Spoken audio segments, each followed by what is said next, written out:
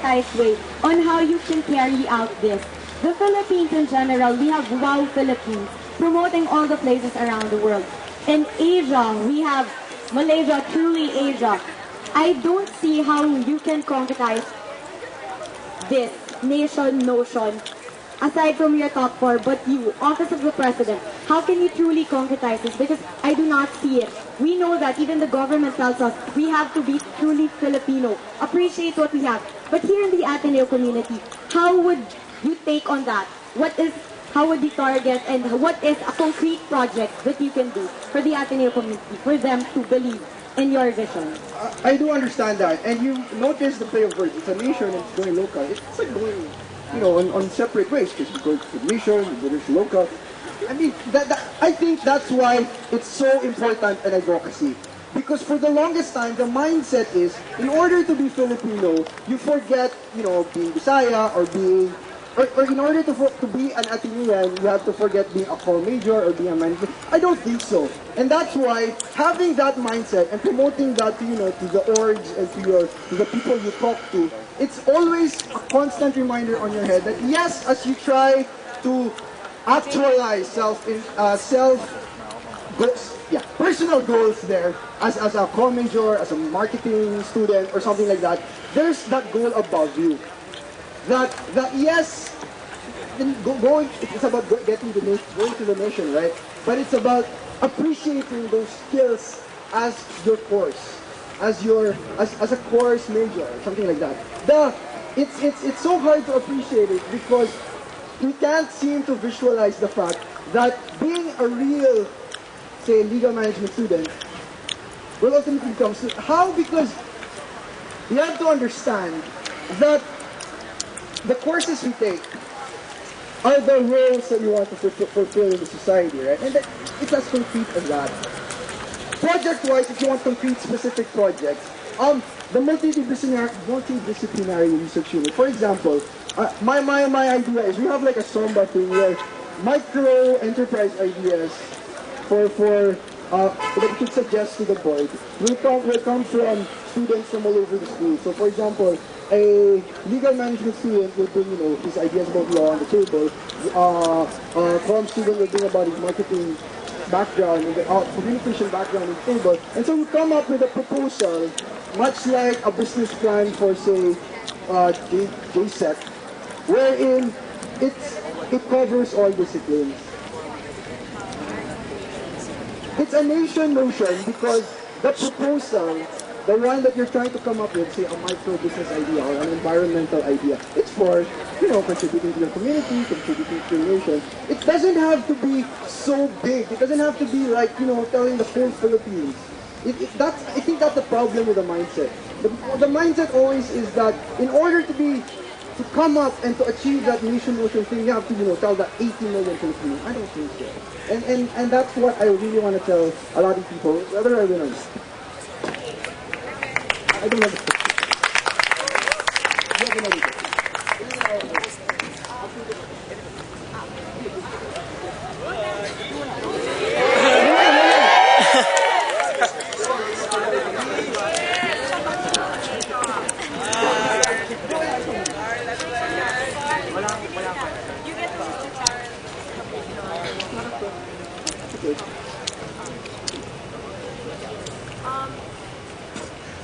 Carl, I know that you've been active in the various organizations and you've also had a position in it. And yes, that is laudable. But the presidency entails so much time, so much effort, so many meetings that you have to sit in, not only with the central board, which is every Friday, 6 to 9, but you have to meet also with a different, like for CIRSA representatives, for DSWS, you have to meet with everyone, technically everyone, the administrators. I'm just curious on how you can manage this, and I want to know what exactly your notion of the job description of the president is, precisely because I see the job as something that entails almost once every being, time, effort. That's why there has to be a certain passion, and I've seen your passion in all of your other orgs. I want to know how passionate you are and what you're willing to give for the Sangguniang. Once I agreed to the nomination and once I said yes, I also had to think about, say, Blue Repertory's finances, or Ateneo Student Trainers or development staff, and many of these other orgs. But one thing I realized, and one thing I tell to these people was that, and one thing I really appreciate about being with them is that I am not required by the org anymore to be there 100% just so I could influence the org. I'm modesty aside. What I really appreciate about these people is that even if I'm not in the position, even if I'm not in the regular meetings, even if I'm not, actively there always, they still listen. And that's why I think I could let go of it, position-wise or time-wise, knowing that it will still be a very good org, and knowing that I have to prioritize what I'm getting myself into. There. Thanks.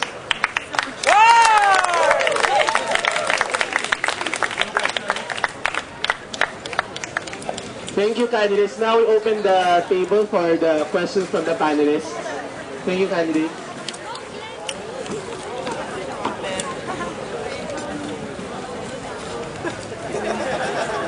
This is especially for the presidential candidate. I'm gonna ask, kasi there's no guarantee na lahat kayo partido alumni, lahat kayo partido Ignacio Manila.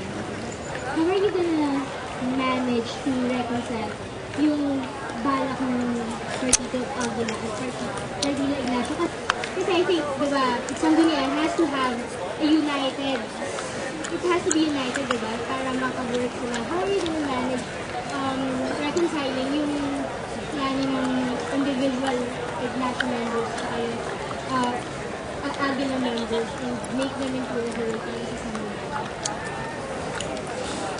First, I think everyone who's elected into office has to realize that this is not the cleanest election to do. So I think every elected officer has to realize that yes, there were some stuff that we have to clarify between feelings, we have to clarify, sinanakit with each other, if ever there are. I think it starts from that. And then, the dialogue begins once those feelings are clarified. What's cool kasi about, because it's not new to this elections wherein people had varying opinions within the Sanggunian. Even with certain, even a stand, for example, maraming varying opinions. So I don't think there's a necessary added skill or a necessary added program to do so that we can, come up with a united stand. Because I think the dialogues in place right now, the systems that are already in place are enough. The difference is, parang do you see some of their points na pwede pagsamahin or prioritizing. Paano sila mag-merge dun sa inyo? That will take a long time.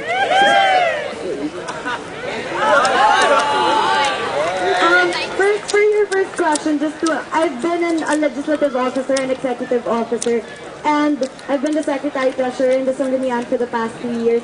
And with regards to working relationships, in those 3 years I have worked with various and really with strong and soft personalities. As a president, if elected to the position, I think that I've already picked up a sense of flexibility in the Sanggunian.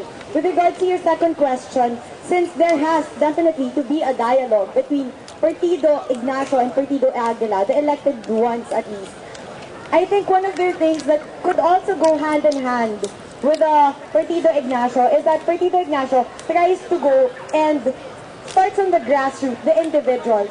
And we can do this in line with our nation notion that when we start from grassroots, we are making the Ateneans feel that they are not mere beneficiaries of the Sanggunian's decisions and projects. Rather, they are stakeholders.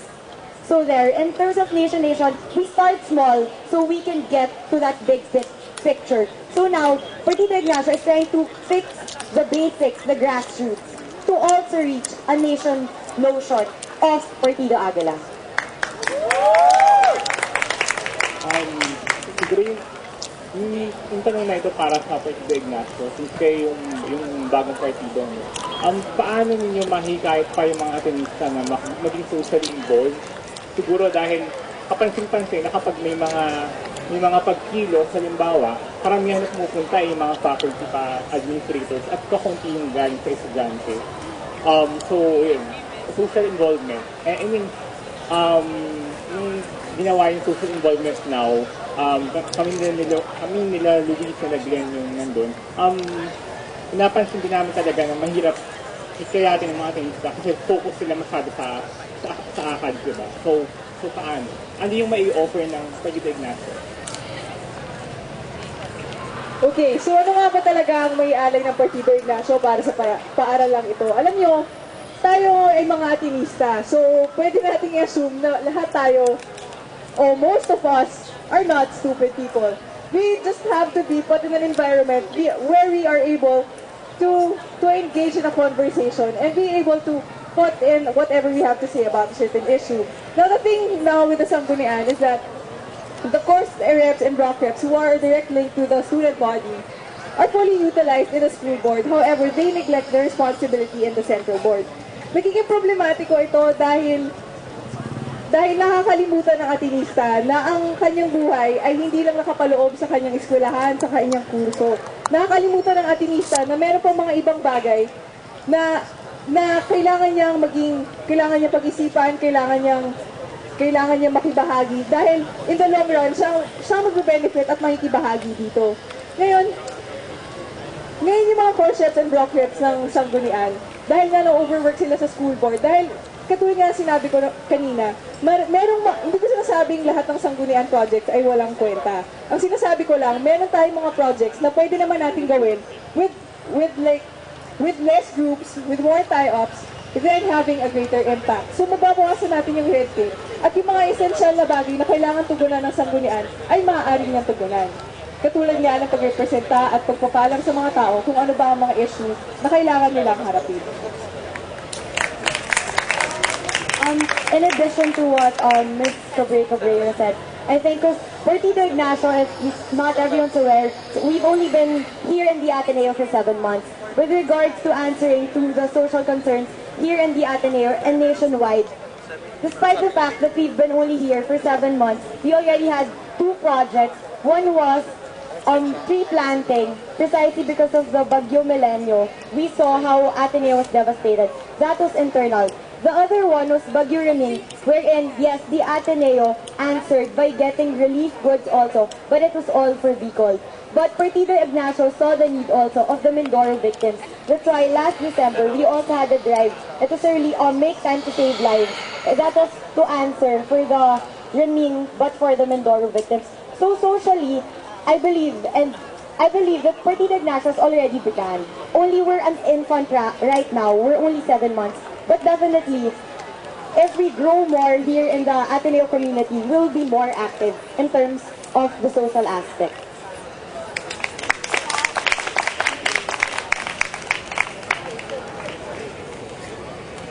This is a 2-part question. It's also directed to Partido Ignacio. It's regarding your first platform, where you say that you're not going to go through any policy that have majority. And in that platform, you say that you're going to ask you the question how, you say FGD. So I'm just wondering exactly how you're planning to become the majority to FGDs. Is that quantitative or like theoretically majority? And wait, sorry. Okay, second part of the question is, what if there's a state emergency or national situation that calls for quick and decisive action, like maybe making a stand or mobilization? Will you still pursue consensus in this particular mitigating circumstance? With regard to the first question, the thing there is that I'm sure last Monday, consensus, just to correct, does not mean 100%. According to the dictionary, consensus means majority or the general opinion. How do you want to do this? That's why Partido Ignacio, like we've been mentioning again and again, we start from grassroots. That's why in terms of the block and course representative slate, we really make sure that the different courses such as history, psych, development studies are represented. So the FGDs, the way it will work is that usually it's Sanggunian giving formation seminars to block and course reps, and then it ends there. And then we call them if we need anything. We want to change that. We want to really empower the block reps and course reps so they too can make something for their blocks, to move their blocks. So with regards to the how, it's before the system was, we'll give you a formation seminar, work for Sanggunian. Now, we give you formation seminar, go and lead your blocks. Really lead them. Don't just do what the Sanggunian tells you to do. Can I just clarify my question? Sanggue, are you saying that you're not actually going to look for majority of the student body to check your... Yeah, I mean, are you going quantitative or not? We're doing it quantitatively, precisely through the course and block reps. So, sorry, to clarify now, does this mean you're looking for majority of the block reps to agree on the policy? Not to agree on the policy. Let me correct that. It's to really hear out the opinions and the stands of the block reps having represented their block mates and course mates. That is how we get the majority, precisely by making sure that the voices, not only of the block reps, but their block mates as well, so we can get a consensus.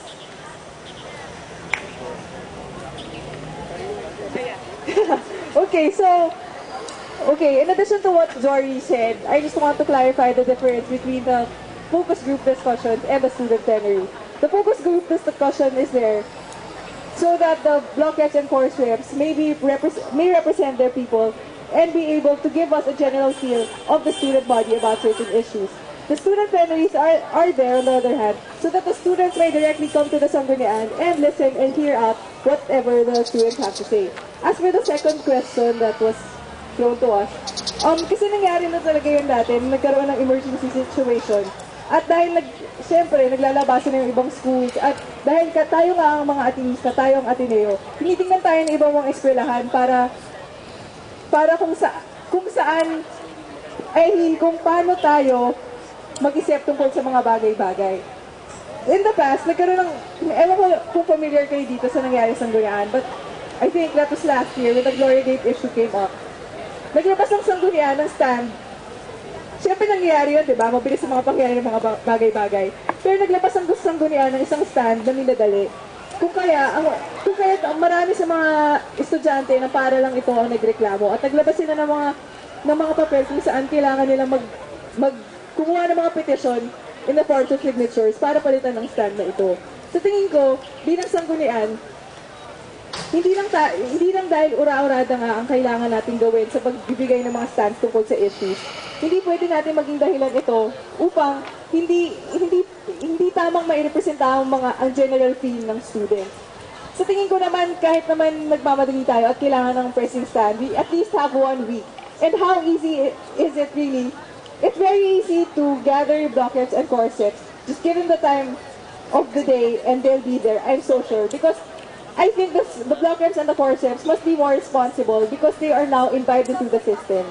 Ngayon kung halimbawa, nagkaroon tayo ng FGD sa 1 week period na binigay natin sa emergency stand na kailangan natin gawin. So tingin ko naman, yung mga block reps and course reps, responsible sila enough to be able to go there and represent their constituents. Dahil syempre, kung wala sila doon, hindi sila kasama sa bilang, hindi ba? Kaya yun yung kailangan natin talagang i-address ngayon, na ang Sanggunian bilang institusyon, hindi siya dapat nagdidikta dahil pinagkakatiwalaan tayo ng mga estudyante upang gumawa ng mga stands. Rather, we should be able to represent the student in such a way that the general feel is properly represented. Sorry.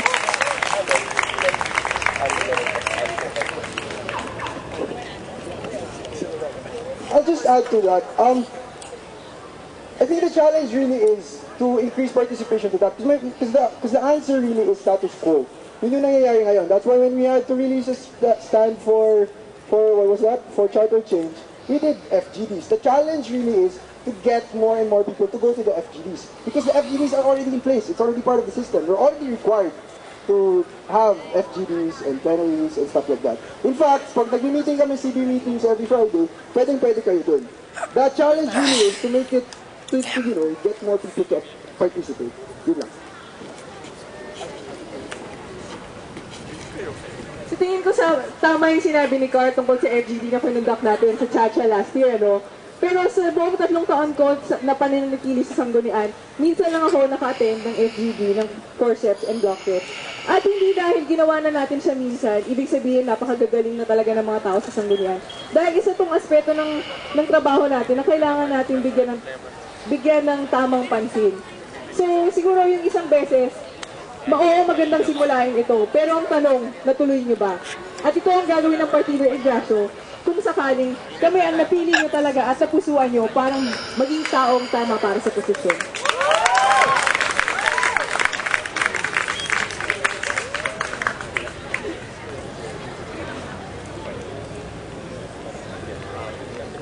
Sorry, last question.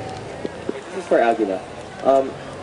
This entire idea of nation notion, the concept is allowing students, encouraging students to have a national vision. Problem is, how are you going to incentivize particular individuals and organizations to help out with your multi-sectoral research units? What is their incentive to step in and again step up? Right now, when I first thought of that, I thought of it as like an actual project. You know how Orset headhunts are done, or how Bureau's headhunts are done, something like that. There's like a hall first for the head, and then the head looks for people to work with. From the differences that sign up from different courses, from different disciplines, multidisciplinary. I think that the proper incentive is, for me right now, offhand, because I honestly I don't think of the incentives yet.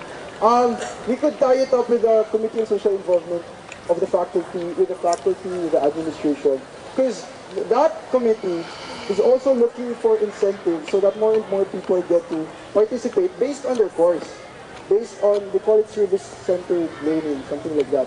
So if we tie it up with the teachers, I don't know, right now I can't say if it's bonus points or something, or an added, I mean, we will pretty much figure out the exact incentive. But if we tie it up with the administration and the faculty that I think they are ready to recognize, then it will be easier to come up with grades, incentives, or recognition at the end of the year, and actual implementation of the proposals, incentives such as that. Okay, this is a question for both presidential candidates. So it's always, parang it just